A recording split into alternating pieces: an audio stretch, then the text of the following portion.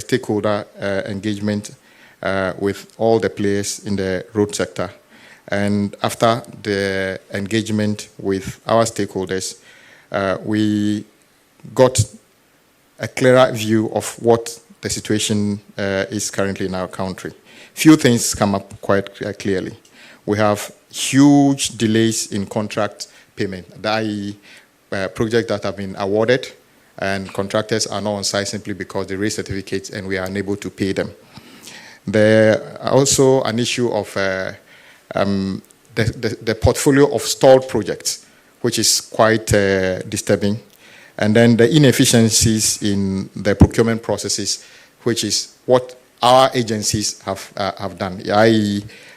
There was almost uncontrolled level of award of contract. As a minister, every day people come to me, I've got this package, and they are throwing it in front of me to just approve. Reset means that that cannot be done. We will only go ahead with projects that have been programmed and budgeted for. And I'm pleading with everybody interested in playing a role in the road sector that the days of uncontrolled, unregulated award of contract is far gone. We will only start projects that we are sure we can fund. So that is a message to everybody. We also identified significant problem with technical personnel to supervise some of the project, because when we went around, one of the concerns of stakeholders was the quality of works we are delivering. Works are done, and within a project, normally we are told that when we do surface dressing, that is the one you and I know as the rough one, that is tarred, but it's rough. It's supposed to last maybe 6-10 years. But 6 months after the project has been handed over, the rain falls and it washes away. And part of the reason is because of the strength of our technical people in terms of supervision. It is not their inability, their technical capability. We don't have enough personnel to go around the country to supervise the close to 1,000 projects that we have on site at any given time. The other thing we did was to basically focus on the flagship projects that the president promised in our manifesto, which is the big push. In the past, what would have happened was government basically saying we are going to do big push project, and then quickly see interested parties running through the door of the agencies that I want to do this. And one of the things we identified as well was that the regime of awarding projects on a so-called design and build also created an opportunity for inefficiencies and cost overruns and projects that are not delivering value for money. So under the leadership of President Mahama, he directed that all big push projects should receive proper attention in terms of, doing the studies, making sure that we do the designs and everything ourselves, and even come up with the cost. So the costs of big push projects you see will be costs generated by our agencies instead of costs coming from contractors, which is a very big difference from what things used to be when before we took over. And this is all part of the resetting in the road sector that we talked about. So why do we have to do big push? My brothers and sisters, the program is also intended to provide infrastructure base needed to support the 24-hour economy by ensuring round-the-clock movement of goods and services. The Ministry of Road and Highways has undertaken studies and prepared comprehensive engineering interventions and cost estimates for the projects under the Big Push project. The Ministry of Finance has since issued commencement authorization for the following roads project. As I said, if we don't capture the projects and know where the funds are coming from, we are not going to award them. That is the basis upon which we use 6 months, as the finance minister said, to identify these projects, prepare them, cost them, and seek the requisite financial authorization before we go to site. By the way, when we took over, one of the things we did also was to tighten the regime of commitment, because I'll be speaking about part of that later in the presentation. And just to explain, Big Push is not a constituency-specific intervention. It's the big idea to operationalize the 24-hour economy and reset the whole country. Take, for instance, my brothers and sisters, if you were to be doing business in Wa, or you do some production in Wa, or you farm around Wa, and your goods are supposed to be going to Takoradi or coming to consumers in Accra, if you ever travel from Wa on the Western Corridor to Takoradi and other things, you will wonder why we left this for this long.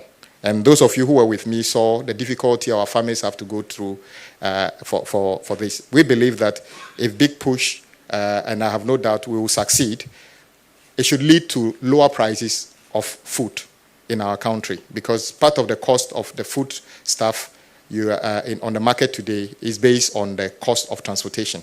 It doesn't necessarily mean that the food is expensive on the farm, because the farmer hardly increases the prices at the farm gate. And so let me give you an idea of some of the Big Push projects. And I want to take the opportunity to tell our countrymen and women that the roads I'm coming to mention doesn't mean these are the only projects government is undertaking. We are responding to what we promised under the Big Push only. We have more projects than I'm going to mention, which are all going to start concurrently. So don't worry if you don't hear Adaklu in the list. Big Push is bigger than dealing with the problems of Adaklu. So let me mention some of them. Construction of a new bridge over Oti River at Dambai. And God willing, these projects I'm mentioning, within 3 weeks, God willing, we should see many of them starting on site, not a promise. That is the Dambai Bridge, the rehabilitation of Wahan Road. But before I continue, what we intend to do is to reconstruct the road between Wa and Bolga completely. I understand that when I went around on that stretch, and it's a very sad story, few sections are under contract. Majority of the contractors are not on site for the same reasons. Because I heard my colleagues saying we are repackaging, and I'll deal with all those issues later. So when I mention them, you can say that they are just segments on the same road, but the intention of President Mahama is to, for the first time in the history of our country, complete the road between Wa and Bolga, all tarred, within 2 years, and that is what we are intending to do, and we are going to do that. So upgrading of Tumu to Hamile Road, upgrading of Tumu to Han Laura, reconstruction of Navrongo Tumu Road, and then the rehabilitation of Techima Nkonsia Wenchi, rehabilitation of Wenchi Solar Road, construction of Sunyani Outer Ring Road, construction of Tamale Outer Ring Road. When the finance minister was making the presentation, somehow the Tamale Outer Ring Road was not highlighted, and people picked it up. In fact, I've got commencement authorization to cover that, and in few days we should be getting that contract formed and the contractor going on site. The Kumasi Outer Ring Road, the East Quadrant, the Kumasi Outer Ring Road will be more than 100 kilometers. The biggest problem currently is people moving from Accra trying to go around Kumasi or going to the northern part of the country. You are forced to drive into Kumasi when you don't need anything in Kumasi. So what we want to do is to, just after Ejisu, do a bypass completely, and then go and over the road around Mampong, which will mean that we can cut the congestion within Kumasi itself.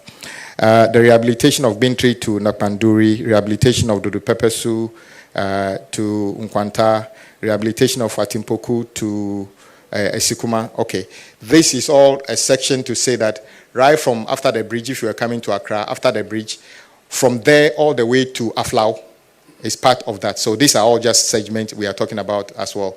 So right from the bridge, after Adomi Bridge, all the way through Ho to Aflau is part of the Big Push project, all to be done and completed within that segment. So if you realize that I'll mention it is just segments on the same road.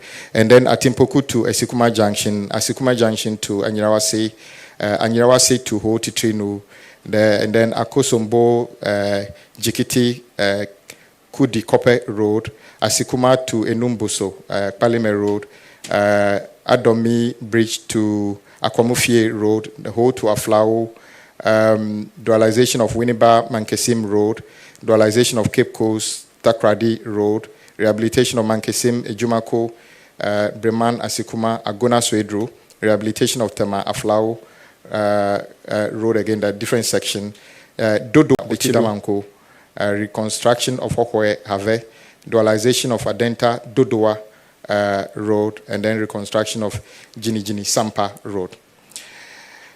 My brothers and sisters, there has also been the need to carry out some strategic projects, and we have started the studies for these projects to ascertain exactly the interventions we needed to do. So to ensure long-term network resilience and regional integration, the ministry is conducting feasibility studies for key projects currently in the, at the design and appraisal stage. 1, a new alignment of Accra-Kumasi Expressway to reduce travel time and enhance safety. And let me repeat, it's a new alignment. It is not an expansion of the existing road. It's not dualization of the existing road. This is a greenfield, building a brand new expressway. It probably be the first time in our history we do something like of this scale. 2, Accra Outer Ring Road, and then the Kumasi Outer Ring Road. The Adosu Echiamanfo Bridge to connect Afram Plains and open up vast agricultural land. The pipeline projects are in alignment with the reset agenda's focus on long-term planning, regional equity, and infrastructure-driven job creation, as well as enabling infrastructure requirement for the 24-hour economy to take place. The 5th point I want to talk to you is about a modern tolling regime in Ghana. You all know that, notice that prior to the previous government's attempt to foist e-levy on the people of our country, they unilaterally decided to zero the collection of road tolls in our country. As principled as we are, we spoke against that, even at the time, encouraging government to restore the tolling. They refused. They attempted to bring it back at the tail end of their regime. We were consistent and principled and asked them to bring it back. And indeed, prior to the election, we made it clear in our manifesto that we'll bring it back.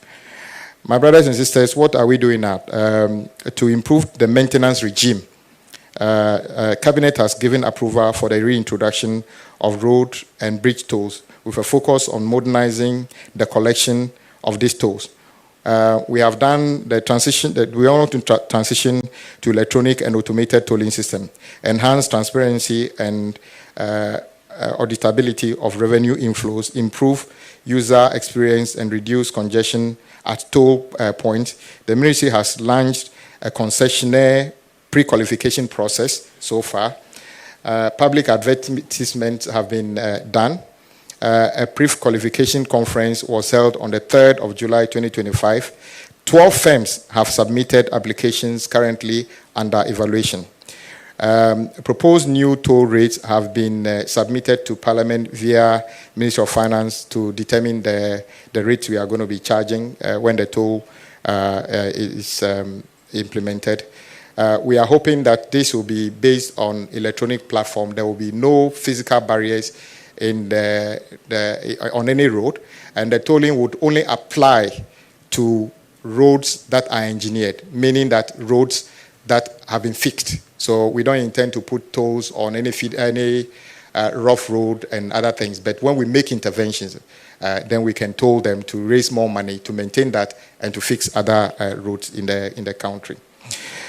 The next thing I want to talk about is the issue about what is happening at the ministry now in terms of our burden. You will notice that at the time of transition, the previous government suggested that the total commitment of government at the road ministry was 105 billion Ghana cedi. I doubted that figure anyway, and I said it was around 130 billion. And I asked the ministry to do further work. They came back and told me the total commitment was around 123 billion, 565 million, 454 million, and then 431. At the time this figure was there, the total budgetary allocation to the ministry was just around 3 billion. When were we going to be able to have the resources to do all these roads? So currently, the burden we have is over 120 billion. You heard the finance minister talk about commitment, total government commitment of about 164 billion. The road ministry alone's commitment is over 120 billion. I'm not saying roads are not necessary, but I thought government should have matched the awards with the allocation of resources. Reset means that when we say big push, you already see the finance minister allocating 13 billion this year alone for big push, even before we award the first contract for big push. This is the reset we are talking about. And the 13 billion does not include the allocation to the Ministry of Road and Highways. It's an additional money meant for the big push. We have our own budget, and then we have the budget for the road fund, which is also about 3 billion. We have a road maintenance trust fund, which is one of the things that the president directed we do. Currently, one of the biggest problems we have in our country is the maintenance of our roads. Sometimes the road could be engineered, but just sections are in a state that needed repairs. We leave it, and then the whole road gets deteriorated. President Mahama directs that we should, as part of reset, have a maintenance regime that is fit for purpose. So what he's directed us to do is to reform the road fund currently. Currently, the road fund exists mainly within the road ministry under the office of the chief director.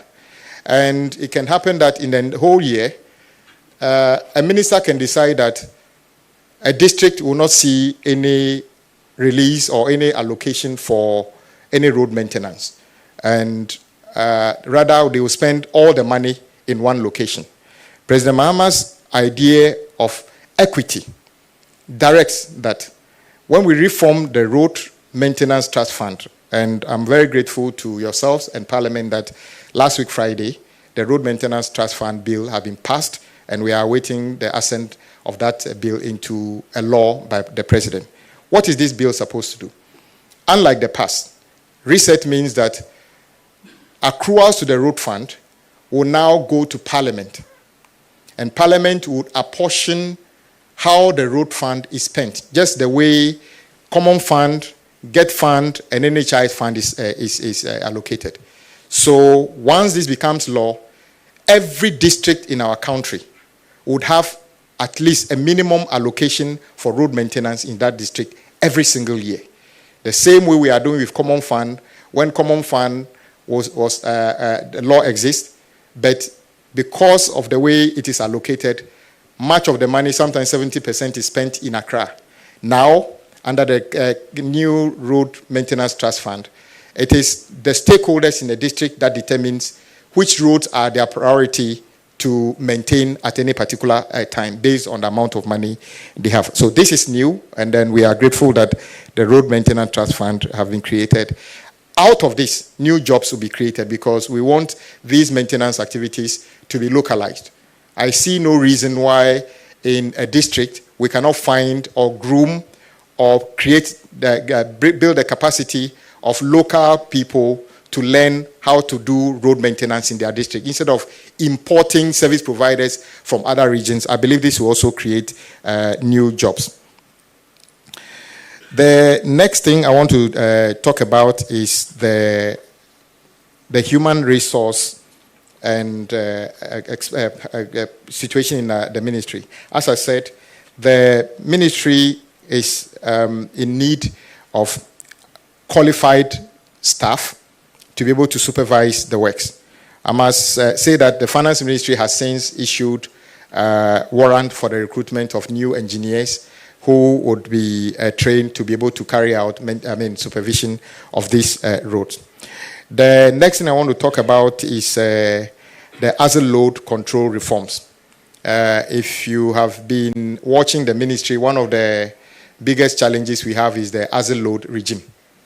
And you will notice that whenever government changes, there's this tendency for people to be interested in managing asset load stations.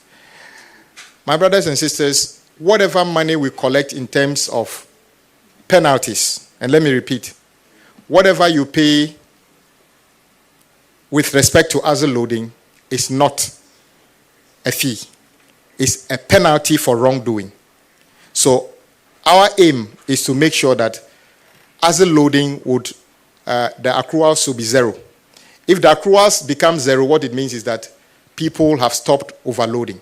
No amount of money we collect in terms of penalties on other loading can ever be enough to repair the damages caused by trackers along on our roads.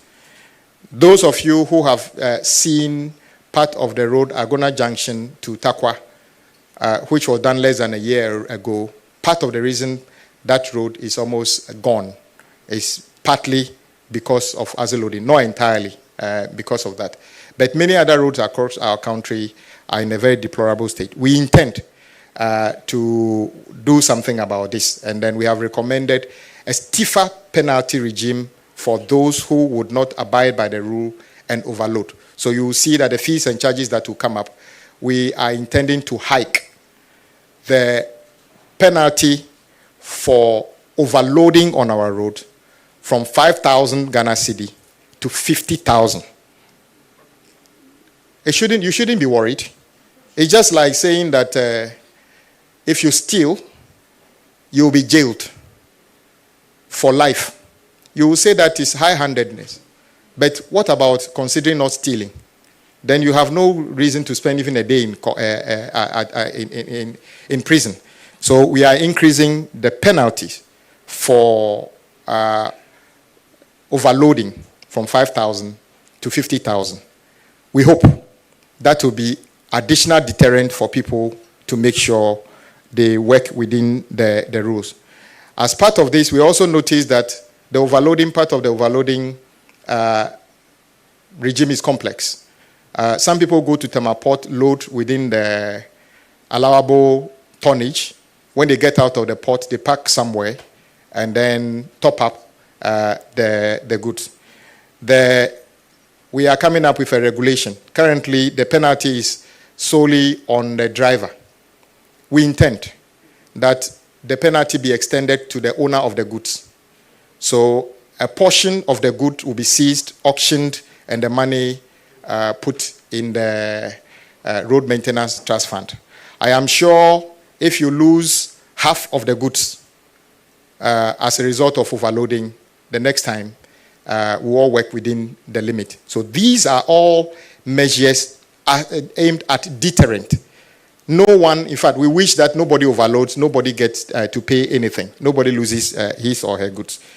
The next thing is about payment to contractors.